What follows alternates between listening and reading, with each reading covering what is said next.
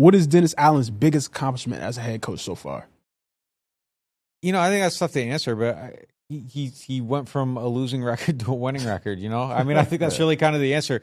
And I think, it's just, I guess the way it came together, like it feels a little bit different, but if you just boil that down and it's just fact versus fact, you're looking at, somebody's pro football reference page 20 years from now, and you see a 2-win improvement. A 2-win improvement's a 2-win improvement. I mean, that's a solid accomplishment. I think going out and recruiting this offensive staff is possibly a big accomplishment that hopefully leads to more accomplishments that manifest in the win column.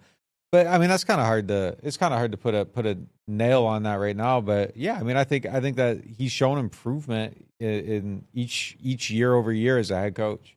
Yeah, look, what it boils down to first and foremost, and I don't know if the undertones of this question are what redeeming qualities does this guy have? Because there's a lot of people that are down on him. Mm-hmm. The reason he was hired in the first place is because he's a fantastic defensive coach, fantastic defensive coordinator.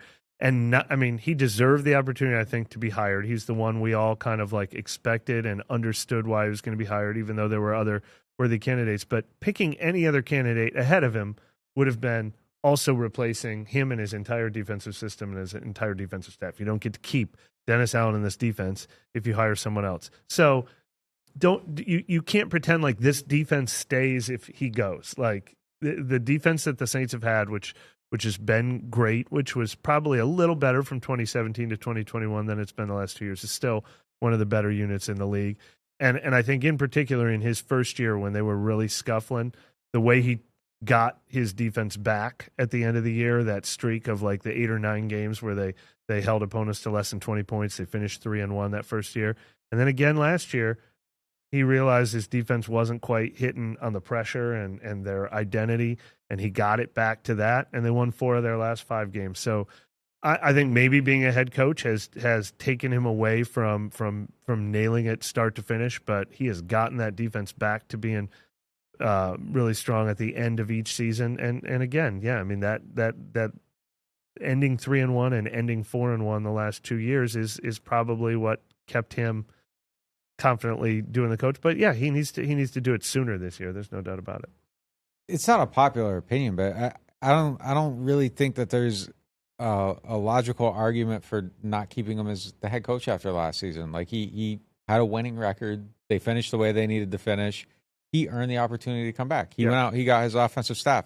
Like at this point, like let's move on from that and just judge it on what this season is, because the conversation and it's dumb. Like he's here. He's gonna be here. Let's see what he does and judge him on the season, because he saved himself last year. He earned the right to be here, and he did. Like it just there's no other way to look at it. And I know everybody wants like a different answer on that, but like he earned the right to be here. Let's see what he does now. And if he fails, he fails. If he succeeds, he succeeds. But at this point, like had a 2-win improvement. He kept the team on track last year. He earned the right to be here. Like firing him would have been surprising. Like given the way they finished the season. Coaches who go 9-7 don't get fired very often. Not after 2 years. Yeah. And when it's a 2-win improvement, they just don't. I mean, but again, like you said, got to see it sooner, got to see it faster, got to see it more consistently. And if he does all those things, everything should take care of itself.